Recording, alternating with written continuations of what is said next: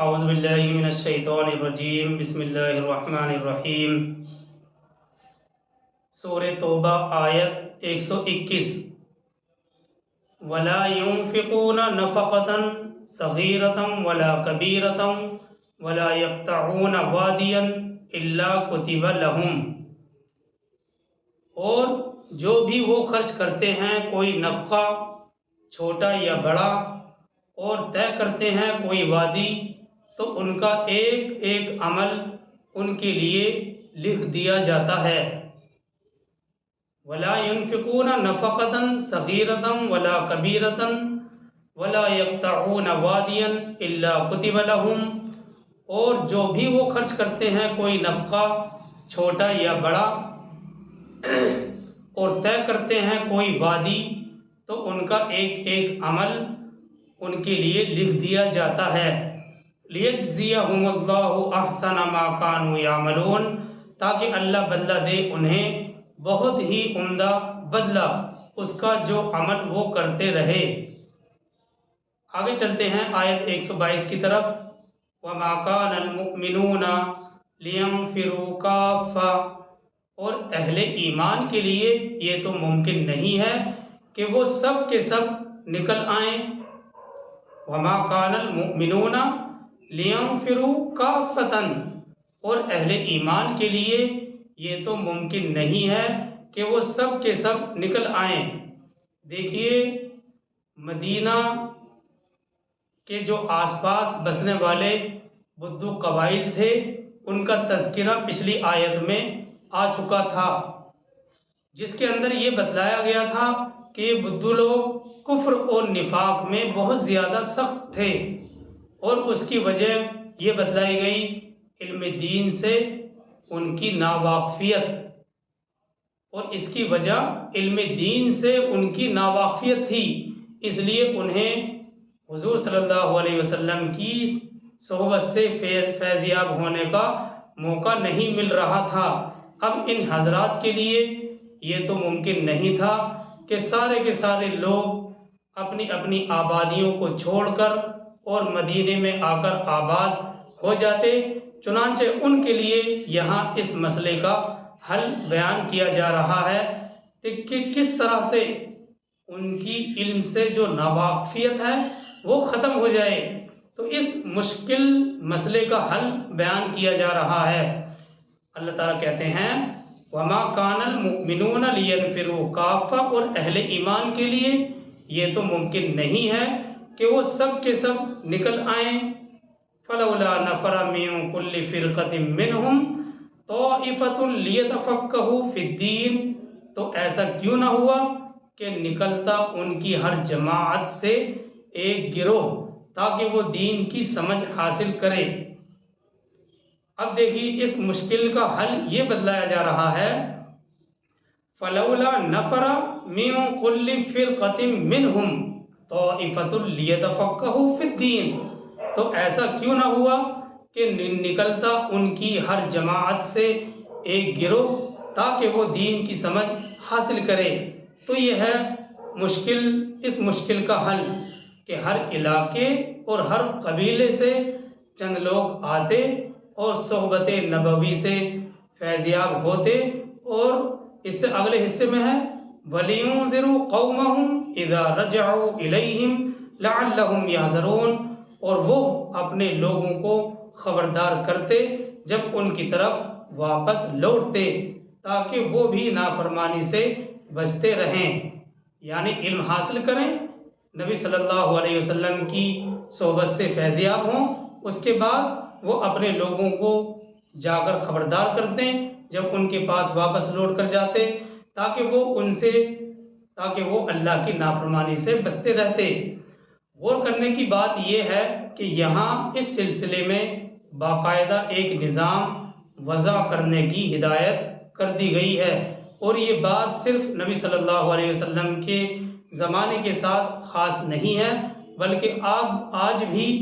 یہ بات ہمارے اوپر لاگو ہوتی ہے، کیونکہ یہ باقاعدہ ایک نظام وضع کرنے کی ہدایت کی گئی ہے کہ مختلف علاقوں سے قبائل کے نمائندے آئیں، مدینے میں یا علمی مرکز میں قیام کریں، رسول یا سلف صالحین کی یا ائمہ مجتہدین کی جو علماء اور صلاحہ ہیں ان کی صحبت میں رہیں، اکابر صحابہ سے استفادہ حاصل کریں، دین کے احکام کو سمجھیں اور پھر اپنے اپنے علاقوں میں جا کر اس علم دین اور تعلیم اور قرآن کے پیغام کو عام کریں۔ تو یہ خاص تو اہل مدینہ کے لیے نازل ہوئی ہے، لیکن یہ عام الفاظ ہیں کیونکہ اس لیے آج کے زمانے کے ساتھ بھی یہ شامل ہو سکتی ہے۔ بہرحال مختلف علاقوں سے مختلف قبائل کے نمائندے آئیں اور مرکز میں قیام کریں، ائمہ مجتہدین علماء صلحاء کی صحبت میں رہیں، ان سے استفادہ حاصل کریں، دین کے احکام کو سمجھیں اور پھر اپنے اپنے علاقوں میں جا کر اس علم دین اور تعلیم کو عام کریں۔ اب دیکھتے ہیں تو اسی سے معلوم ہوتا ہے کہ علم دین کی کتنی اہمیت ہے اور علم دین کتنی اہمیت کا حامل ہے، اور غور کرنے سے علم دین کی فضیلت اور برتری بھی معلوم ہوتی ہے۔ اسی لیے علامہ قرطبی کہتے ہیں کہ یہ آیت علم دین کی طلب کی اصل بنیاد ہے، اور اگر ہم غور کرتے ہیں تو علم دین کا اجمالی نصاب بھی معلوم ہو جاتا ہے، اور علم دین حاصل کر لینے کے بعد ایک عالم اور ایک فقیہ کے فرائض بھی معلوم ہو جاتے ہیں۔ اس لیے اس مضمون کو مفسرین نے بڑی تفصیل کے ساتھ بیان کیا ہے، اور علم دین کے فضائل اور بہت زیادہ ثواب اور اس کے متعلقات پر فقہا نے مستقل کتابیں بھی لکھی ہیں۔ تو بہرحال یہ اس لیے اہم ہے کیونکہ اس آیت سے علم دین کی اہمیت کا پتہ چلتا ہے کہ علم دین کتنی اہمیت کا حامل ہے، اور علم دین کی فضیلت اور برتری معلوم ہوتی ہے۔ اسی لیے علامہ قرطبی نے اپنی تفسیر میں یہ بات نقل کی ہے کہ یہ آیت یعنی آیت 122 سورہ توبہ کی آیت 122 یہ آیت علم دین کی طلب کی اصل بنیاد ہے، اور اگر ہم غور کرتے ہیں تو علم دین کا اجمالی نصاب بھی ہمیں معلوم ہو جاتا ہے کہ کتنا علم دین ہر انسان کو سیکھنا چاہیے، اور علم دین حاصل کر لینے کے بعد ایک عالم فقیہ کے فرائض بھی معلوم ہو جاتے ہیں۔ اسی لیے مفسرین نے اس مضمون کو بڑی تفصیل کے ساتھ بیان کیا ہے، اور علم دین کے فضائل اور بہت زیادہ ثواب اور اس کے متعلقات پر فقہا نے بڑی مستقل کتابیں لکھی ہیں۔ اس سلسلے میں ہم آپ کے سامنے ایک دو احادیث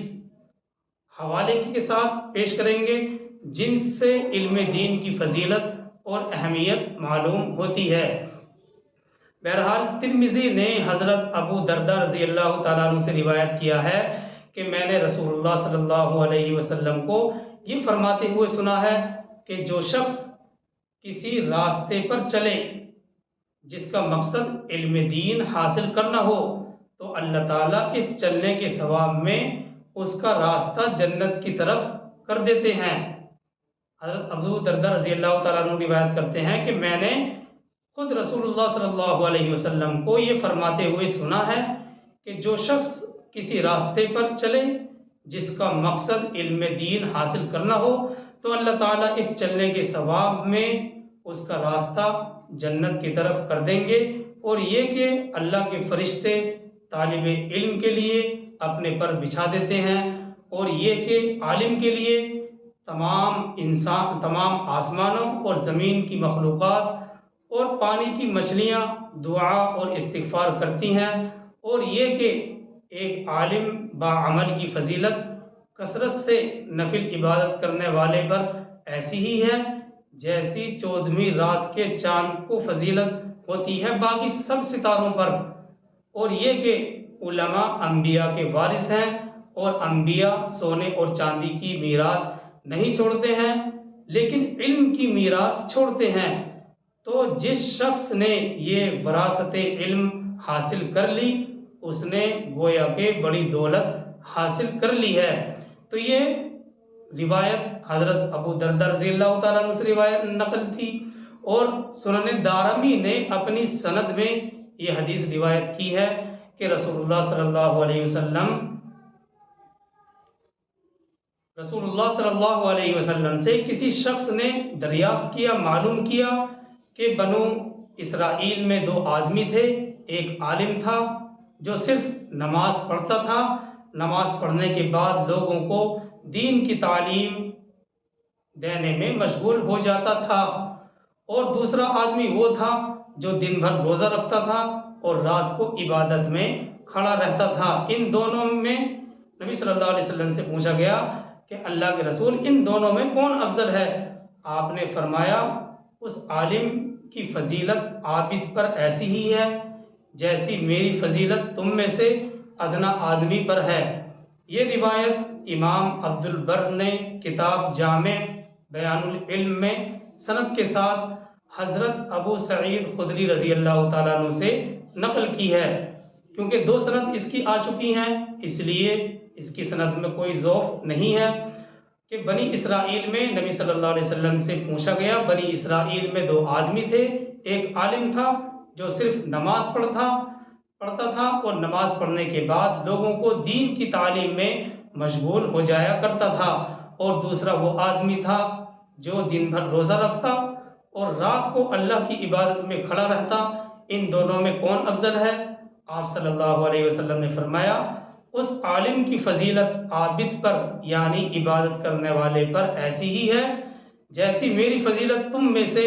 ادنا آدمی پر ہوتی ہے۔ بہرحال یہ روایت سند کے ساتھ امام عبد البر نے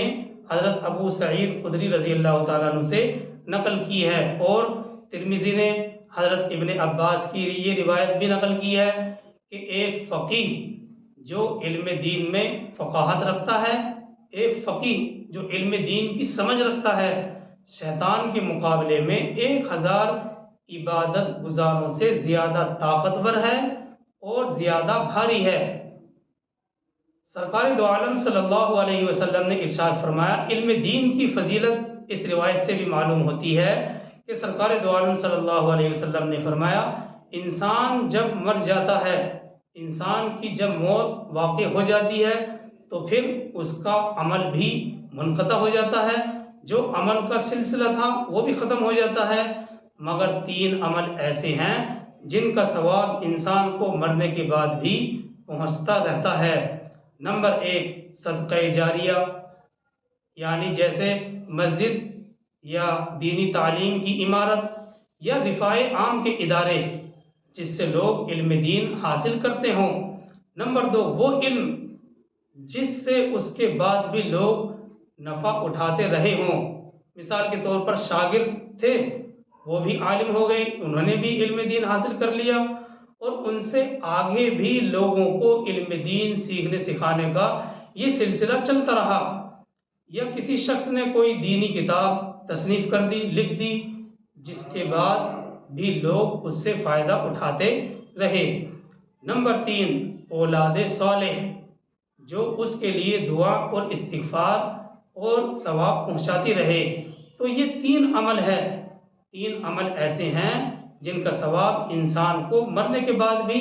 پہنچتا رہتا ہے۔ صدقہ جاریہ، نمبر 2 وہ علم جس سے اس کے بعد بھی لوگ فائدہ اٹھاتے رہے ہوں، نمبر 3 اولاد صالح جو اس کے لیے دعا، استغفار اور ثواب وغیرہ پہنچاتی رہی ہو۔ تو بہرحال یہ آیت 122 اس سے علم دین کی اہمیت اور فضیلت معلوم ہوتی ہے، اور یہ آیت یعنی آیت 122 اس لیے بھی بڑی اہم ہے کیونکہ یہ صرف اہل مدینہ کے ساتھ خاص نہیں بلکہ اس کے نازل ہونے کے بعد ہر علاقے اور ہر دور میں اس پر عمل ہوتا رہا اور انشاءاللہ عمل ہوتا رہے گا۔ ہمارے امام حضرات جو مسجدوں میں خطبہ دیتے ہیں، جمعے کے خطبوں میں یہ تو بڑی زور سے بتا دیتے ہیں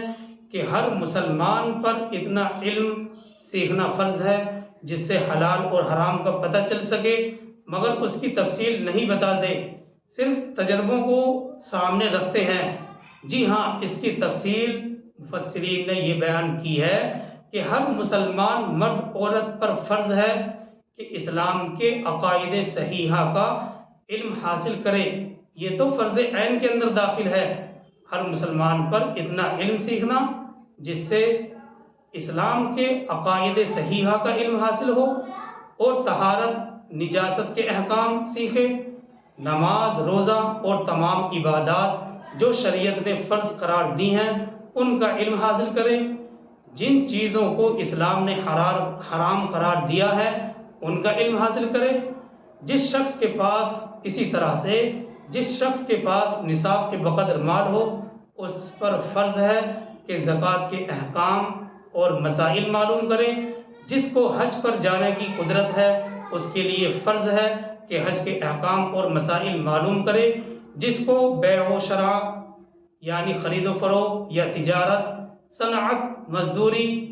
اور اسی طرح سے اجرت کے کام کرنے پڑیں تو اس کے اوپر لازم اور ضروری ہے کہ ان سب کے احکام اور مسائل سیکھے، کیونکہ جب مسائل اور احکام معلوم ہی نہیں ہوں گے تو وہ خرید و فروخت، بیع و شراء، تجارت وغیرہ کے اندر اسلام کے احکام کی پاسداری کیسے کر سکتا ہے؟ تو اس کے علاوہ ایسے ہی جب کوئی نکاح کرے تو نکاح کے مسائل اور احکام معلوم ہونے چاہیے۔ تو یہ ہے وہ چیز کہ جو ہر مسلمان مرد عورت پر فرض ہے، یعنی اسلام کے عقائد صحیحہ کا علم۔ اور اس کے علاوہ کچھ علوم فرض کفایہ بھی ہیں، مفسرین نے ان کی بھی فہرست بیان کی ہے۔ مثال کے طور پر پورے قرآن مجید کے معانی اور مسائل کو سمجھنا، تمام احادیث سے واقفیت ہونا، اور پھر ان احادیث کے بارے میں معتبر اور غیر معتبر کی پہچان پیدا کرنا، قرآن اور سنت سے جو احکام مسائل نکلتے ہیں ان سب کا علم حاصل کرنا، صحابہ، تابعین اور مجتہدین کے اقوال اور آثار سے واقف ہونا۔ اور دیکھیے یہ تو اتنا بڑا کام ہے کہ پوری عمر اور سارا وقت اس میں خرچ کر لے تب بھی پورا حاصل ہونا آسان نہیں ہے۔ اسی لیے شریعت نے اس علم کو فرض کفایہ قرار دیا ہے کہ بقدر ضرورت کچھ لوگ یہ سب علوم حاصل کر لیں تو باقی مسلمان سبکدوش ہو جاتے ہیں، لیکن اتنا علم جس سے اسلام کے عقائد صحیحہ کا علم حاصل ہو سکے اتنا تو ہر انسان پر ضروری ہے۔ اور دیکھیے اس آیت کی روح سے یہ بات بھی سمجھنے کی ہے کہ آیت میں اللہ سبحانہ و تعالی جو لفظ لے کر آئے ہیں، جو الفاظ لے کر آئے ہیں وہ بڑے ہی قیمتی ہیں۔ لیتفقہوا فی الدین، اللہ تعالیٰ نے کہا لیتفقہوا فی الدین، اس سے علم دین کی حقیقت اور اس کا نصاب بھی معلوم ہو گیا، کیونکہ بظاہر آیت میں یہ ہونا چاہیے تھا یتعلمون الدین، یتعلمون الدین کا معنی یعنی وہ علم دین حاصل کر لیں، لیکن آیت اس لفظ کو چھوڑ کر لیتفقہوا فی الدین لا کر یہ بیان کر دیا، مگر قرآن نے اس جگہ لفظ تعلم کو چھوڑ کر تفقہ کا لفظ اختیار کر کے اس طرف اشارہ کر دیا ہے کہ علم دین کا صرف حاصل کر لینا کافی نہیں ہے، بلکہ علم دین سے مراد دین کی سمجھ پیدا کرنا ہے، دین کے اندر فقاہت پیدا کرنی ہے۔ اور دین کی سمجھ بوجھ صرف اتنی بات سے پیدا نہیں ہوتی کہ طہارت، نجاست، نماز روزہ، زکوٰۃ، حج وغیرہ کے مسائل معلوم کر لے اور بس، بلکہ دین کی سمجھ بوجھ یہ ہے کہ وہ یہ سمجھے اور اس کو اتنی استعداد اور صلاحیت اس کے اندر پیدا ہو جائے کہ وہ یہ سمجھنے لگے کہ اس کے ہر فعل اور قول اور حرکت اور سکون کا آخرت میں اس سے حساب لیا جائے گا، اس کو اس دنیا کے اندر کس طرح سے رہنا چاہیے، اور حقیقت میں اسی فکر کا نام دین کی سمجھ بوجھ ہے۔ تو یہ آیت کے اندر جو یہ لفظ لایا گیا لیتفقہوا فی الدین، اس سے ہمیں علم کی حقیقت بھی معلوم ہو گئی اور علم دین کا نصاب بھی معلوم ہو گیا کہ کتنا علم دین ہمیں حاصل ہونا چاہیے۔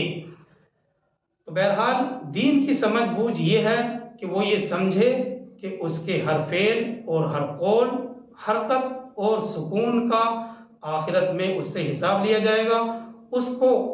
اس دنیا کے اندر کس طرح رہنا چاہیے، اور حقیقت میں اسی فکر کا نام دین کی سمجھ بوجھ ہے۔ اور آیت کا جو آخری لفظ ہے، اس آیت 122 کا جو آخری لفظ ہے وہ ہے لعلہم یحذرون، تاکہ وہ بچتے رہیں اس سے۔ لفظی ترجمہ تو یہ ہے تاکہ وہ بچتے رہیں اس سے۔ اس میں اس طرف اشارہ ہے کہ ایک فقیہ کا کام صرف اتنا ہی نہیں، یعنی کسی بھی انسان کو علم دین حاصل کرنے لینے کے بعد جو اس کے اوپر ذمہ داری عائد ہوتی ہے وہ صرف اتنی ہی نہیں ہے کہ قوم کو عذاب سے ڈرا دیا اور بس ہو گئی چھٹی، بلکہ اس بات پر بھی اس کو مسلسل نظر رکھنی ہے کہ اس کی تبلیغ کا کتنا اثر ہوا۔ اس کی تبلیغ ایک دفعہ مؤثر نہیں ہوئی تو بار بار کرتا رہے، یہاں تک کہ اس کا نتیجہ یحذرون تک پہنچ جائے، یعنی قوم گناہوں سے بچنے والی بن جائے۔ تو یہ لفظ، آخری لفظ یہ بھی بڑا اہم ہے، تاکہ وہ بچتے رہیں۔ اس سے اشارہ اس طرف ہے کہ ایک فقیہ کی ذمہ داری اور ایک فقیہ کا کام صرف اتنا نہیں ہے کہ قوم کو عذاب سے ڈرا دیا جائے اور بس، بلکہ اس کو اس بات پر بھی نظر رکھنی ہے کہ اس کی تبلیغ کا اثر کتنا ہوا۔ اس کی تبلیغ ایک دفعہ مؤثر نہیں ہوئی تو بار بار کرتا رہے، تاکہ اس کا نتیجہ یحذرون تک پہنچ جائے، یعنی اس کی قوم گناہوں کے عذاب سے بچنے والی بن جائے۔ بہرحال یہ آیت یعنی آیت 122 بڑی اہم ہے، کیونکہ اس سے علم دین کی اہمیت، فضیلت، برتری معلوم ہوتی ہے، اور یہ کہ علم دین کا ایک نصاب بھی ہمیں معلوم ہو جاتا ہے۔ تو اللہ تعالی ہم سب کو عمل کی توفیق عطا فرمائے۔ یہ آیت 122 تک وضاحت سامنے آ چکی ہے۔ سبحان اللہ و بحمدہ، سبحانک اللہم و بحمدک، ونشہد ان لا الہ الا انت ونستغفرک ونتوب الیک۔ سبحان ربک رب العزۃ عما یصفون، وسلام علی المرسلین، والحمد للہ رب العالمین۔